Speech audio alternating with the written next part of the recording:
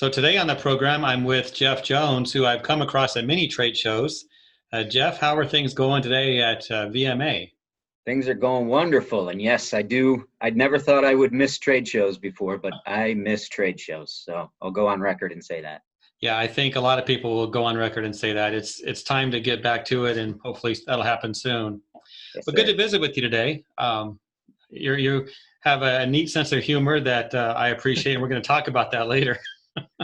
All right. So, so Jeff, everyone knows Chuck Violand. Yeah. I mean, his name takes up one third of the company title. That makes my job a lot easier that they do, actually. So, yeah. Yeah, if they know who he is, it makes your job easier in the marketing you do. But I think people want to know, who is Jeff Jones? I Googled Jeff Jones and I came up with 406 million results. You know, Now, the top result was the founder, or I think the CEO of H&R Block. whoa. Okay. That's not you, is it? Nope. Nope. Couldn't even spell that. All right. Well, tell us about you and your role with VMA. Absolutely. I am the director of sales and marketing. I am this month celebrating my 8-year anniversary here at VMA, which does tell you how much patience Mr. Violan happens to have. I greatly appreciate that as I test it on a daily basis sometimes. But my job is to promote the services that we offer, whether it's advisory or business consulting or in the professional training services, to anybody out there in the restoration and cleaning industry. And I'll do some slight projects on the side, helping our clients with getting their positioning or their message down from a marketing standpoint, or if they want me to interview a potential candidate, more than happy to do that. So a little bit on the digital side as well, just clarification. But for the most part, my job is just to talk to everybody out there. All right. Sounds like a pretty cool job. So you're not really, I know at VMA there are consultants. You guys have a number of consultants that have clients that you help grow their business, and you don't do that. I don't. No, we have the team of smart guys who handles all of that. They tell me just go over there and get on the phones and start making some phone calls and let's get business going. And I'm Yeah. happy to do that. Well, I know one of the things you do to promote your events, and I think you have one you mentioned going on now, and they're called business planning retreats. Is that? Yes, sir. Yep. Business planning retreats at the end of the year. All right. So those are pretty cool. Uh, Now, to do that, you use a video program. You do some kind of is it a weekly deal or what? It's a low budget production is what it is.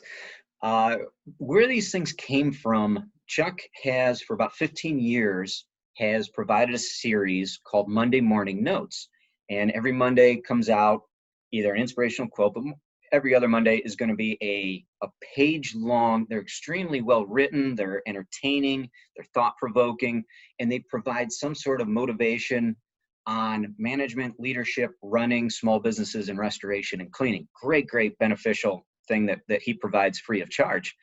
And so I thought, okay, I can't do that.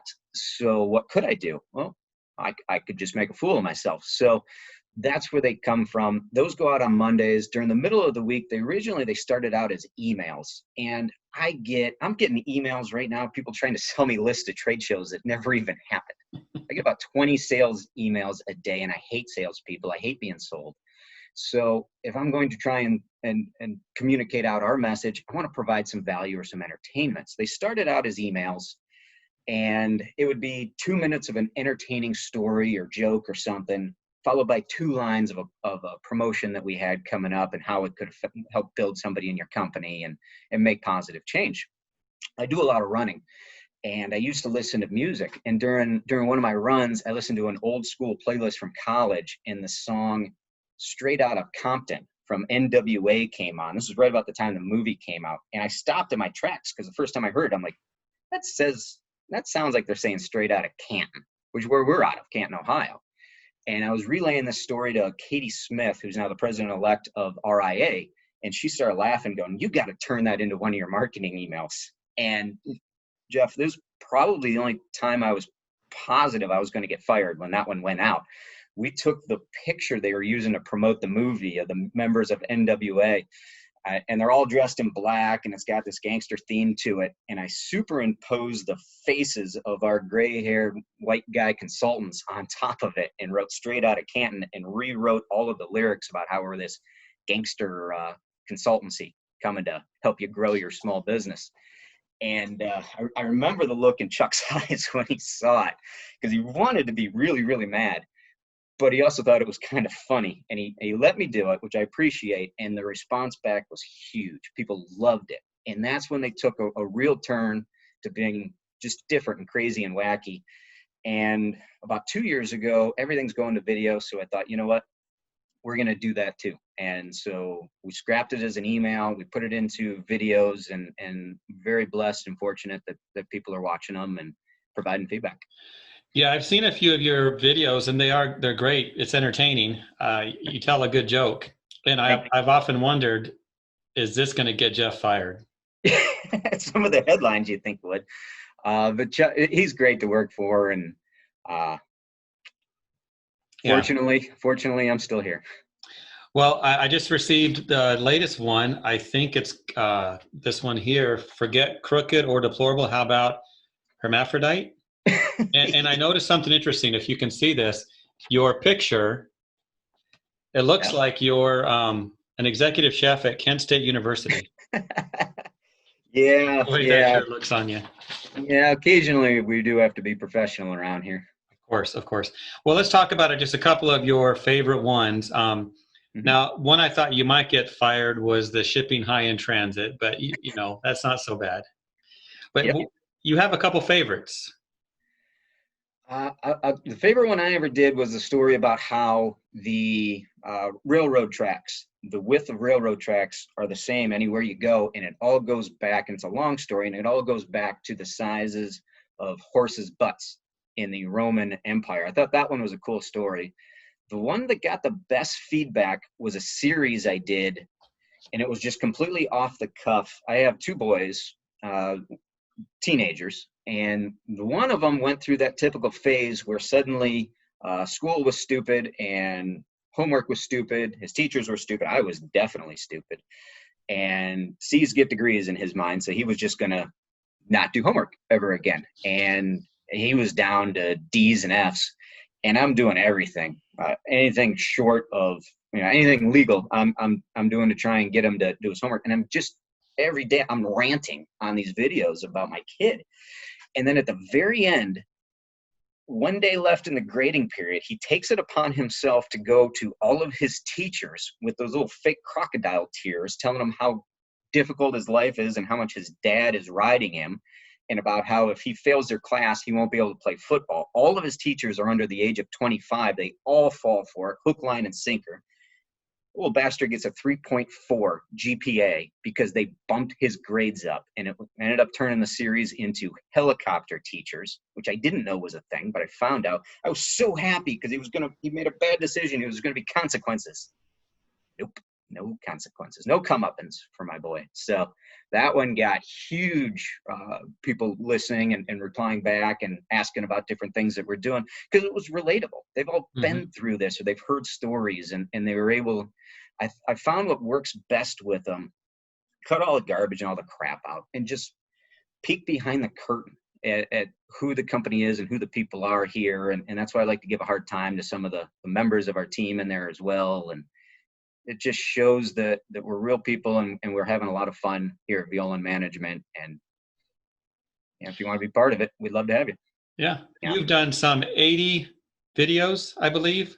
It is. I was surprised by that. I went back in and I'm obviously disorganized as all whatever, but our administrative team is fantastic. And they went in and they've organized all of our video libraries. And I happened to look in the folder, and there's been over 80 of them at this point in there. So if you want to just waste an entire day, I can help you out right there. Yeah. So someone had to organize those videos. Is that person still with you, or did they? Yeah, it was like her second week on the job too. So I don't know if she didn't know any better, but yeah, she's still here. She doesn't talk to me a whole lot anymore, but it's understandable. So if someone wants to get these videos, which I recommend, they're entertaining. At the end, of course, you have a mention of your program. But how do they find them? Easiest way to do it, Violan.com, and you'll see the list on there for Monday morning notes. And if you sign up for that, now, folks, the real value in it is what you're getting from Chuck on Mondays. They are fantastic what he puts together. Mine are goofy and fun, and they complement it, but they're free. It goes out there. It's just part of the mailing list that we've built over the years. Yeah, I know Chuck's Monday morning notes. Those have been going on forever. Yeah. So where he gets his material, I don't know. He must have a staff backing him up, helping him with that. Well, let's get serious for just a minute. No one probably expected that to happen today. But let's just talk about success. Which type of client at VMA has been, you might say, the example of pushing through the pandemic? Which type? Okay. Great. We're fortunate again that most of our clients as a collective are actually having really good years. And I think what really helped with that was early on, everybody became very aware that this was different and this wasn't going to go away anytime soon, and that real changes had to be made. And so we got everybody together, and our clients' willingness to share, to drop the walls and be able to share information with each other about what's working and what they're hearing and what they're doing was unbelievable. And then we went out, we got experts in HR and banking and in health and all these different legal. And it was just, how quickly can we get information? How quickly can we share information? And anybody that was open to that seemed to have a pretty distinct advantage. Let's talk about turning a negative into a positive. Do you see anything good coming out of this pandemic? Yeah. Oh, absolutely. It's been a lot of fun to watch. It really has. Because I have friends who work for these big companies, and when the shutdowns first happened, they were drowning.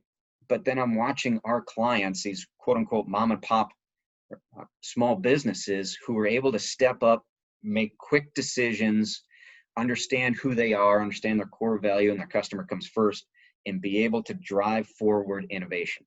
And that was the creative ideas that have come out of this, and the ways that our clients and other restoration companies and cleaning companies out there have been able to put the community first and quickly know that the right thing to do is to be there for each other, be there for the community. And if you do that, the dollars will follow. If you focus on the dollars, you're going to be in an awful lot of trouble through all of this. The ones that go out and follow on what's right and what's best, watching the innovation, watching the creative ideas, and watching the improvement in communication among everybody has been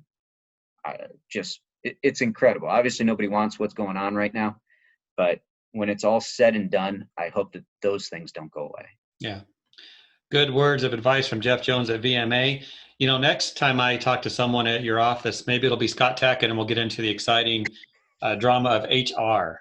I don't know. We'll see. I've held back holding up the many pictures I've made of HR and Mr. Tackett. Yeah. Yeah. Well, be sure to share those in some upcoming video you're going to do. Absolutely. All right, Jeff. Well, thanks for being with us today. Thank you. I appreciate your time.